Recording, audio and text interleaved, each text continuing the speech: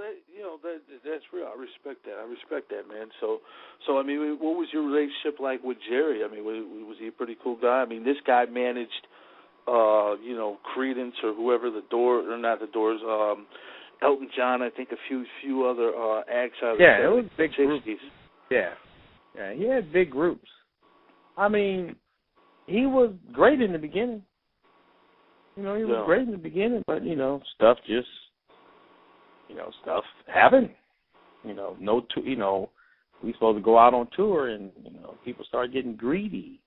Wanting too much money for the tour, and just that hurt a lot towards the end. We were supposed to do another tour, and that didn't happen because of somebody didn't. They wanted too much. We were supposed to do shows with Guns N' Roses. It was giving us $25,000 for 5 minutes of work or something, 10 minutes or something like that. He turned them. They wanted too much. He wanted $50,000. I mean, that kind of stuff started adding up. And if the tour would have happened, Dre might not have left. He might not have left. You think Dre would have stuck around? Yeah, I think he would have. He might have. But stuff started getting, funny. So that's where everything started going haywire and just, everybody, it was funny. It was crazy when he left at first, but it was the best thing he done. Cube, too. That was the best thing they ever done. It was the lead. Yeah, for themselves. Yeah, for their own career, yeah. Oh, yeah. Definitely.